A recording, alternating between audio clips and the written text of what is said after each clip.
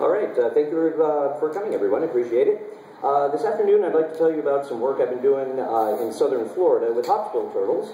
But first, I'd like to thank my co-authors, Robert Hardy with Fish and Wildlife Conservation Commission, and Peter and Ann Malin, who have both been very, very helpful as advisors, and especially Peter Malin, who has been very helpful with the genetic analysis that we've been doing.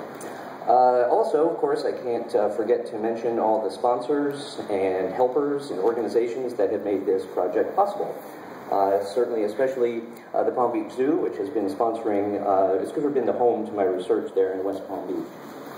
Okay, a little bit of background.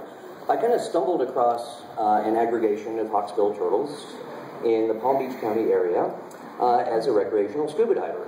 So I would go out every now and then and we would come across lots and lots of turtles.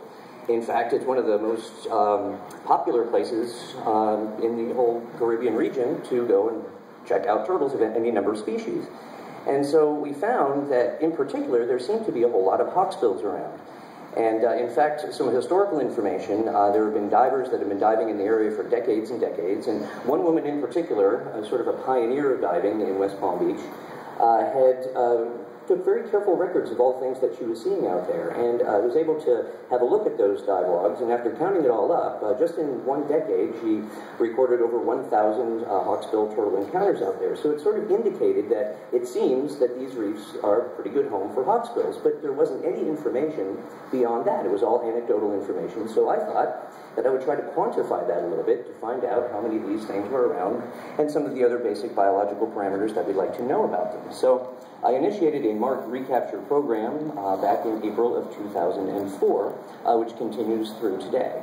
However, today I'm only going to summarize the work that was done through 2010, but nonetheless the project does continue at this point. The study site is found just outside of the Palm Beach Inlet in Palm Beach County in southern Florida. This is an area that is lined here, the shaded area. It represents what's known